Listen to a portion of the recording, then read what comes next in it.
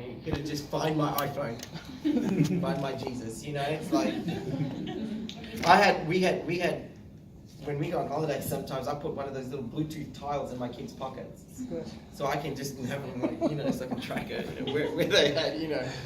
And so they walked 2 days. You ever been to the shopping centre? If you've got kids, you've been to the shopping centre, and you just assume your spouse or the rest of your family, someone's got them. Yeah. You don't, and you go, hey, where's so-and-so? I thought you had him. No, I thought you had him. Didn't you see them last? This is that moment. Anyway, they travel back 2 days, and they find Jesus sitting in the temple asking the questions and astounding the scholars there.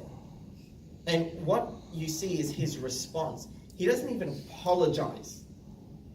He just says this: did you not know that I must be about my Father's business? He doesn't say, I must be about my Father's hobby. I must be about my Father's thoughts. He says, no, I must be about my Father's business. Yeah. Which means Father has a business. Good. And it's connected to what's happening here on earth. So you think to yourself, what's the business of Father? So there's Jesus, who's 12, and there's 3 levels of schooling that a Jewish boy has to go through. And the first one is the house of the book. And that's between ages 6 and 10. And in the ages of 6 and 10, you've got a little boy, and I'm talking 6 and 10, that's the age gap.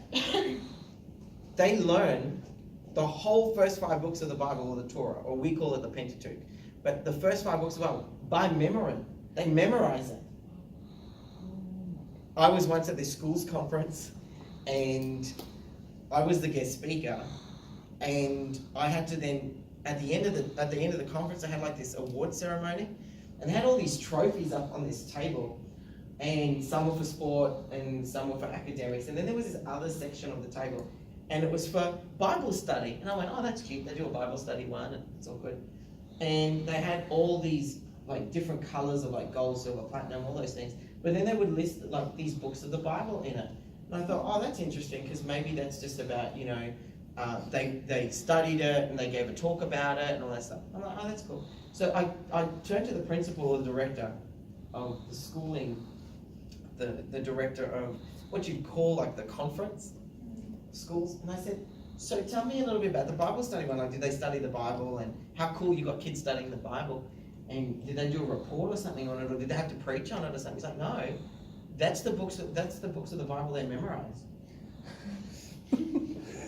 I was like, like little kids, man. They're like 7 years old, coming up, and they memorized, Matthew and Mark, or like, the Psalms and the Proverbs. And then some kids, like the high schoolers, were like, oh, they memorized the first 5 books of the Bible, or they memorized 10 books of the Bible and more, like, so they get all these big trophies, I looked at him, I'm like, dude, your guest speaker, which was me, I'm like, I'm now worried because I'm preaching to kids that probably have memorized more than Bible.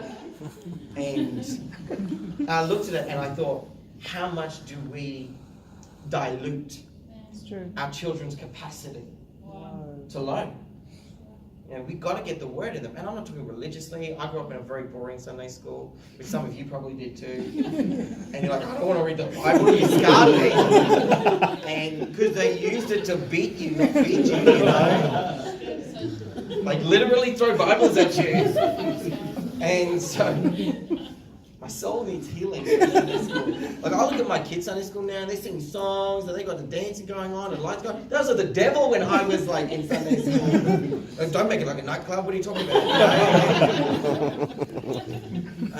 And so I look at the kids and go, man, if they get the word of God in them, what would it be like? And then so that's the house of the book. But then between the ages of 10 and 14, 15-ish, they go to the house of study. And the house of study simply means that they then had to memorize the whole Old Testament. Whole Old Testament by memory. 10 to 14-year-olds. As it is, their brain's not even fully formed, and they make some of the dumbest decisions of their life at that point. But they can memorize the whole Old Testament. And then, of course, after that point, you studied to be a rabbi. So if you made it through these phases and you had an aptitude for it, you would then keep going. If not, you would go and do your father's business. This is so funny, because they'd just go back, and if your dad was a fisherman, you'd be a fisherman. If he was a carpenter, you'd be a carpenter. If he was a stonemason, you'd be a stonemason. Every Jewish boy went through this almost as a testing and purifying of fire. That's why Jesus only started his ministry at 30, because that was when he finished his rabbinical training. Wow. That's why they call him rabbi, because he was a rabbi. He was the son of a carpenter. True. But he still was a rabbi. Yes. And to just throw something really cool out there, 2 women funded his ministry.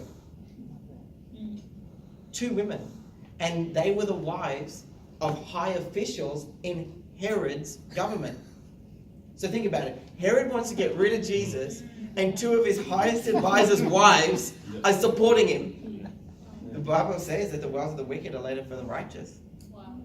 So you're worried about finances coming? No, you just got to know that there is a funnel, a conduit, that God can use even people that are against you undercover to give to you. Wow.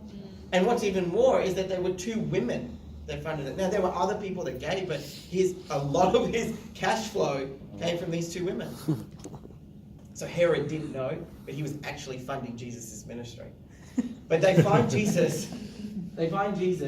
And he says, I must be about my Father's business at a young age.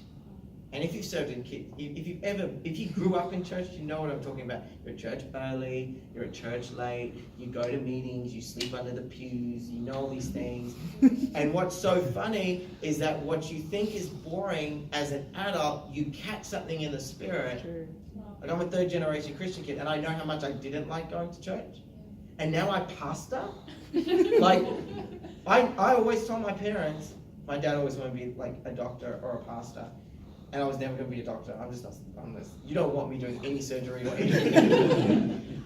But the fact is that I also said I wouldn't pastor, because I just never wanted to. And I just realized that when the call of God on your life is there, it doesn't matter whether you want to or not, you just end up in it. But it's because I get to actually shift some of the old ways of thinking into making it far more engaging for another generation, a millennial generation. Awesome. But it's really interesting, the stuff you learn by not wanting to be there is the craziest stuff. Because you're like, I know how to do that. Yeah, I don't know why I was there, but I was there. And like, I did have fun too. Like, I had so much fun serving and whatnot once I got into it. But that first, long services, all those things, I'm just sitting here and I don't get everything the preacher's saying, but I'm catching the spirit. Yeah, yeah. So when your kids say to you, and I do this with my kids, I do send them to Sunday school. But every now and then, when they go, Dad, can I just sit with you in the service? I let them. Because they might not get every part of the word and understand everything, but they're catching something in the spirit. He says, I must be about my Father's business. So as a leader and as a developing, and as I was talking to Afi, Lynette was in Christchurch, but as I was talking to Afi, we were talking about what it looks like for BN to grow. Yeah. And in growth comes change and challenge and models that shift and frameworks that move. Awesome. And that's why if you go deeper, the change won't affect your soul that much, because your ego's already dead. Yeah. So he says, I must be about my Father's business. And so my question is, are you a consumer or a contributor? How are you about your Father's business daily? There comes a moment where you attend church, and Erwin McManus from Mosaic in LA says, if people aren't serving within 12 months, they probably will leave. So there is a time where we come in and we consume, because we might need it, and that's okay. It's not saying everyone has to suddenly be busy, busy, busy. He said I was about my Father's business, not my Father's busyness. There's a very big difference. Yeah. So you got to know that you're called to be in that and play that part. But there comes like a hinge on a door. There comes a moment where your mindset shifts to, okay, I've consumed now. I've reaped all the benefits of this community. I've come in and I haven't had to pay for coffee because they blessed me. I've had pastoral care meetings because they love me. They prayed for me. Now there comes a point where I pray for others. Yeah. Okay, instead of them always taking me out for coffee, I start taking others out for coffee. I start multiplying what's been given to me. There's an ecosystem involved. Yeah. And so there is a season of consuming, But if you're a leader in the house, there is a season of contributing. Yeah. And it's a far longer season than the one of consuming. And there's three main things that we talk, we always ask as pastors is, give of your time, give of your talent, and give of your treasure. Good. And not to harp on it, but the fact is that time is important. You know that studies have now shown people who volunteer actually live longer. That's good. But why? Because there's a spiritual principle in place that you sow like, you reap like. Yeah. Yeah. So if I sow time, it means God gives me more time. And if I sow my talent, well then I'm given an opportunity to enhance my talent and it multiplies. Yeah. My talent grows. Well, guess what? The same thing with seed and money is if I give treasure, I get treasure. Yeah. I reap it. And so that's why the paradox of the kingdom is, if you want to be great in the kingdom, humble yourself. Yeah. You want to gain life, lose your life. Yes. You want to get more, give more. Yeah. Simple as that. Because like attracts like. Yes. Seed according to its own kind. Yeah. And so we have to be contributors That's good. as leaders. Because I'm not talking to a congregation. If a congregation was sitting in this room, I'd be far nicer. I'd be far nicer. And the thing is that because you don't know where people's journeys are at, the fact that you're in this room simply means Jonathan's gone, okay, you're in. Let's have the PT session. Yeah. Feels like a high intensity. This is awesome. In Romans 2, in Luke 4, it says this, then Jesus being filled with the Holy Spirit returned from the Jordan and was led by the Spirit into the wilderness. Come on. So Jesus has just been baptized and there's a booming sound from heaven that says, this is my beloved Son in whom I'm well pleased. And then after that big moment, I'd assume that if that had happened to me, I'd be like, yeah, I'm in, let's start this ministry. Yet the Spirit of God leads him to the wilderness. And very often we go, the wilderness is a place of badness. It's a place of dryness, which is true. But the wilderness is a place we don't want to go. And yet the Spirit leads Jesus there Yes. before he starts engaging and executing the call of God on his life. So it's almost like there's an identity and everybody hears the identity, but before your purpose is activated, there's this wilderness in the middle. Yes. And the Spirit leads us there, not the devil. Yeah. Yeah. The devil meets us there, Yeah. but he never led us there. Because the devil actually doesn't have the ability to lead us. Yeah. He can meet us, but he can't lead us. And so the Spirit of God leads Jesus. And then the devil said to him, watch this. Love it. If you are the Son of God, if you will worship before me, and then again, if you are the Son of God. He's just had his identity proclaimed by the Father. So the very thing that when the Spirit leads us to this wilderness, before we engage our purpose, the very season of that wilderness is when the enemy meets us and says, if this, what if? Yeah. What if you never got your healing? What if your seed is going to leave you broke? What if that sin's going to hold you back forever? What if that thought is going to manifest? What if, and he put those two letters have destroyed so many people's lives. Yeah. What if this? What if that? And I've done some work, especially with leaders that have gone through trauma, and whether it's abuse or manipulation or whatever it is, and you listen to them, and there's this lie in their head that said, what if I deserved it? Wow. Right? What if, and I'm listening to them going, can't you see this is such a lie of the enemy? Or what if I led them on? Like what if? Like what? And it's narrative in their head. And then when we confront it, because you can see the God truth over it, when you confront it, they treat you like the devil. It's true. Hey, come on. Yeah. We're leaders within there. It's like, hey, can't you see? Like, why are you defending the perpetrator? Like, what the hell is wrong with you? Like, what do you mean? And it's because there's this neurological pathway that they've created in their brain that says, well, part of it was my fault. Yeah. But see, that's the wilderness where the enemy gets you. And it's this what if. And they go, but what if that's the voice of God? And so they ask these questions, what if? And the people that want to bring truth end up being the people that get treated the worst. I'm sure there are people in your world that you've tried to set free from stuff, and they treat you worse because you're bringing truth to their world. Because a lie, trust me, a lie that is justified is easier to deal with than a God truth that makes you let go of something you've kept It's true. as part of your story, right? And so the enemy will always use what ifs, if this, if that, Yeah, it's good. because Satan tempts with less. How can we be tempted with less? Satan confuses our insecurities and makes us believe that wholeness is too good to be true.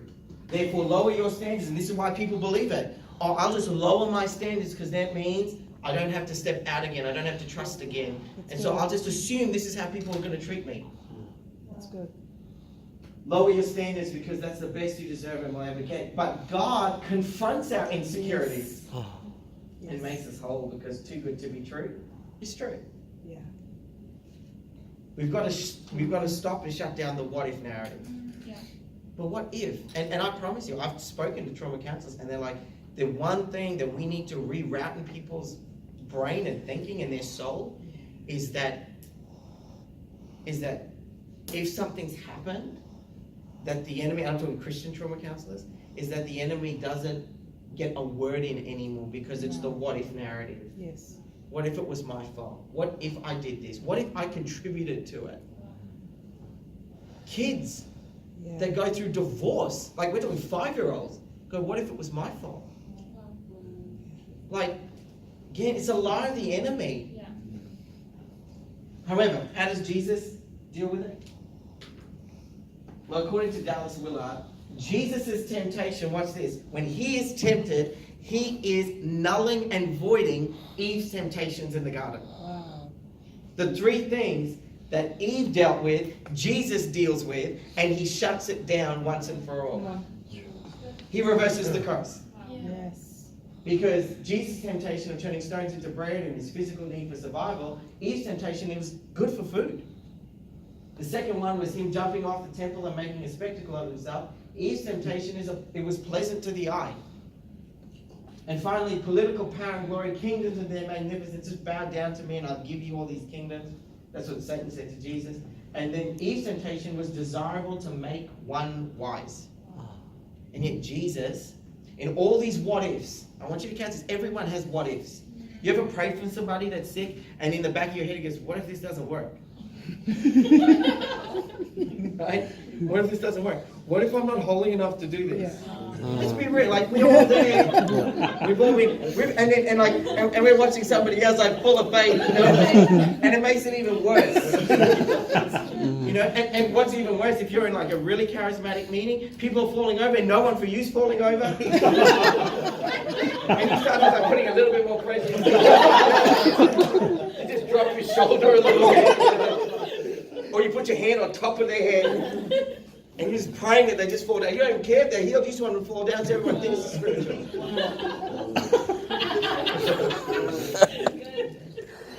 We don't fun. We lead it. This is real life. This is what we do. This is our soul processing stuff. And so Jesus reneges and he pulls and he reverses everything that Satan went to Eve with. Now, why would Jesus do it? This is so powerful, and I need you to hear this. Jesus needs to reverse the curse that Eve had dialogue with because he is the final and last Adam. Yeah. And here's why. Because the first Adam didn't speak up for Eve. Wow. So the final Adam has to. Wow. I'm going to show you why. Because when a woman believes a lie, it manifests. When a man believes that lie, it multiplies. Because one affects our home and the other affects our heritage. Wow. So let's just play out Genesis real quick. There's a serpent that talks, which is weird anyway. The serpent that talks, and he goes to Eve. Now, just between men and women, we are wired differently. God gives the command to Adam. He gives him the directive of what and how to deal with these 2 trees. But he obviously never talks to Eve. Like he doesn't communicate effectively the God directive over his new family. So men, listen, when God gives us a directive, we need to give it to our spouse and to our family clearly. Because who does the serpent go to? Not Adam. Eve.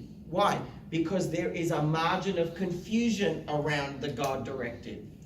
She doesn't know. Yeah. So he goes to her and brings in a, what if? Are you sure? Because that's what he said. Yeah. You sure God said that? You sure God said that?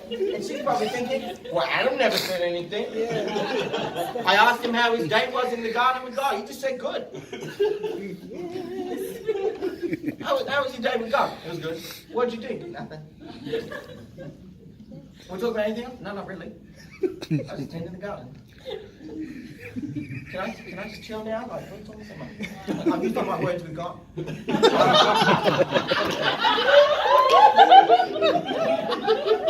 word counts out. It's done. Now just play PlayStation.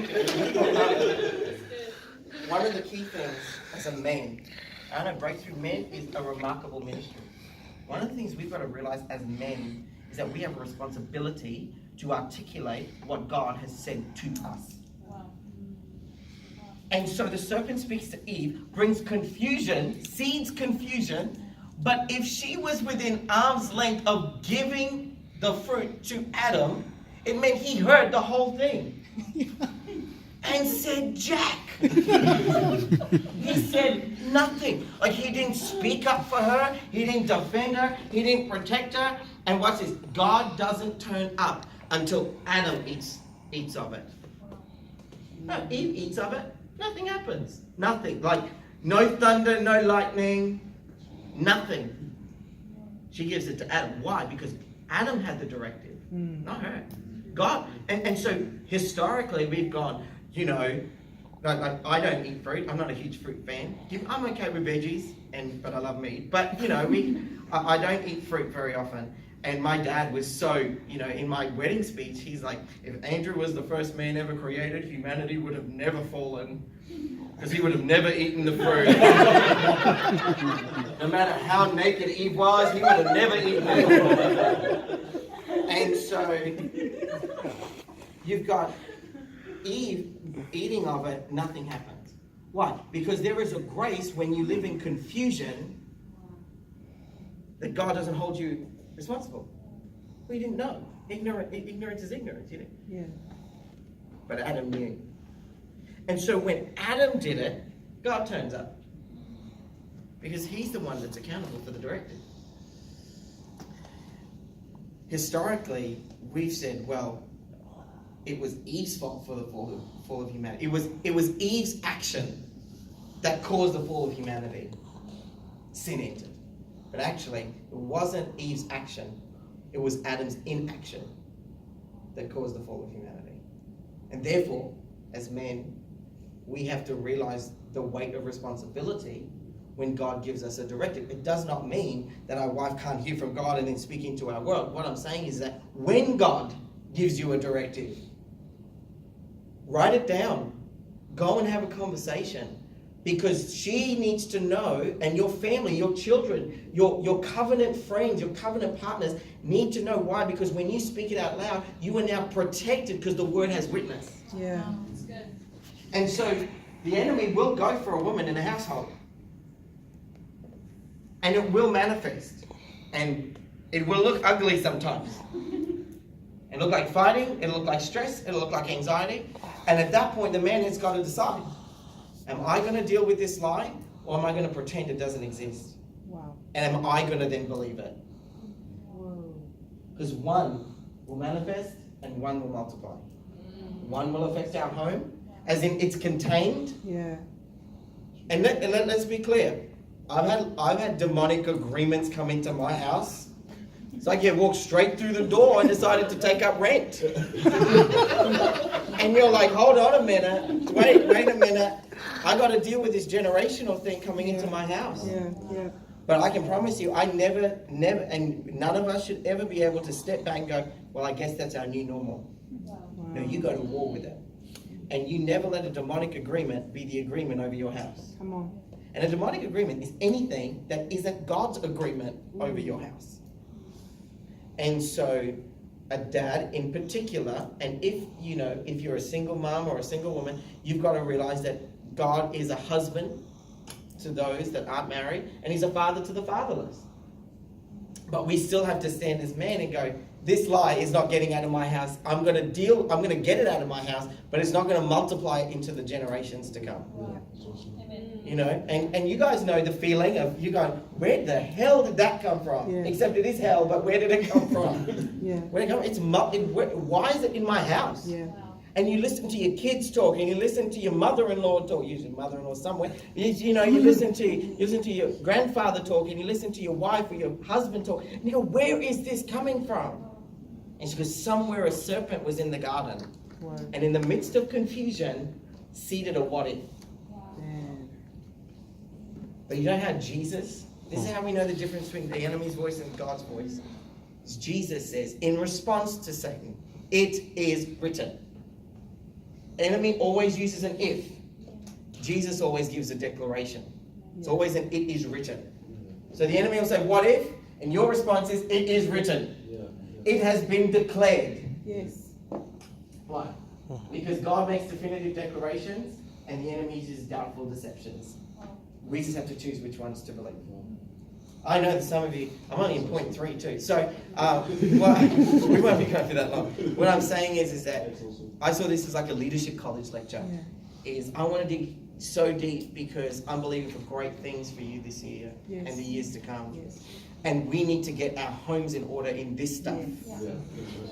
Because we can preach the house down, but if we then go home and we got a little minion devils living in the top room over there, bringing havoc because we didn't know how to deal with it. Yeah, it's good. We need to step up and we need to make God agreements. I don't care if you've got to print them out on A3 pieces of paper and put them down your hallway. You will have declarations over your family that are non-negotiables. And here's why. Because the enemy will come in using a doubtful deception. What if? What if? What if? What if? And you have to say, it is written. It has been said. You guys blessed this evening? That's me, man. Alright, so when we go deep, knowing whose we are and who we are, doubt stands out as a blatant distraction from truth. And what you'll realize is the more you do it, the more you realize that when that doubt comes in, it is offensive to your spirit. Yeah. You're like, whoa, where did that come from? That's like mixing oil and water. Wow.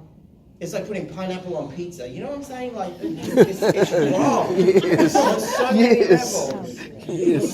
So many levels. My man. I like it. But we need to be so declarative driven that a doubt is offensive to our environment that we carry. Yeah. Because you will have, even as a team, so let's just talk team, is you will lead and believe God and pray and worship, and then you'll have somebody come around and go, oh man, I thought you guys were going to do this better, and you're like, whoa, whoa, whoa, Satan, get behind me. It's just, and that's what I'm saying, you've got to know your why here. Yeah. Like, if you've got to know the model of church that you're building. Yeah. If you be secure in it, it's a God declaration. You will not serve everybody in the community. You need to know who you're serving, Wow. why you're serving That's them. good. Man. Build frameworks just for them. And that's the God call, the unique fingerprint for you in the city. And and there are other great churches that if people really love that stream of thought or stream of ministry, go there. But fight for your DNA. Yeah. Yes. Man. And trust me, the people that always are like, hey, we should start a connect group about this and really hassle you are the ones when you start it, never turn up. I know you've seen it. I know. So the depth of your belief will determine the resilience of your behavior. Okay, moment 3. However, the report went around concerning him all the more, and great multitudes came together to hear and to be healed by him of their infirmities. So he himself often withdrew into the wilderness and prayed. Again, this wilderness narrative is the bigger and more public Jesus became, the more private he spent time with God. He spent time with the Father. So as you grow, one of the things in the human condition is the more we grow, the busier we like to become. Because we validate our busyness Wow. with our identity. So true. And yet, Jesus at the peak, and he got 3 years to do it. 3 years. If anybody was going to live long, it should have been Jesus. Yet in 3 years, he could do so much because every time something peaked, he went, I need to go spend time with Father. Oh, you all have needs? That's okay, I'll come back. Made no apologies for it because he wasn't driven. He had compassion and mercy and grace for the crowd, but he knew that he could only pour out publicly as much got poured into him privately. And so as leaders, we've got to realize if you want your church to grow, it means your digging deep time is going to have to grow as well. Yeah. And so he goes into the wilderness, and that's one of the things, again, we're either going to go into the wilderness intentionally because we have a strategy around it, of knowing, okay, we're about to grow, we're going to change, we're going to adapt, we're going to evolve into something bigger, we're going to put more teams on, whatever it might be. That's when intentionally, strategically go into a wilderness. Now, a wilderness might be going to a coffee shop once a week, spending an hour and just getting a download from heaven, not making it part of your to-do list. I'm a to-do list person, and this is hard for me. So I know how deep I've got to dig into this because I like being busy. But I know that when I write a to-do list, I'll do it and then think, what else did I do today? So I'll look at everything else I did today and I'll write it down and then take it out just to see that I did more than what I thought. Yeah. Right? And so it just makes me feel better. And so part of it is he withdraws intentionally to spend time with the Father because the wilderness is this tension of I have no title and I have no ego.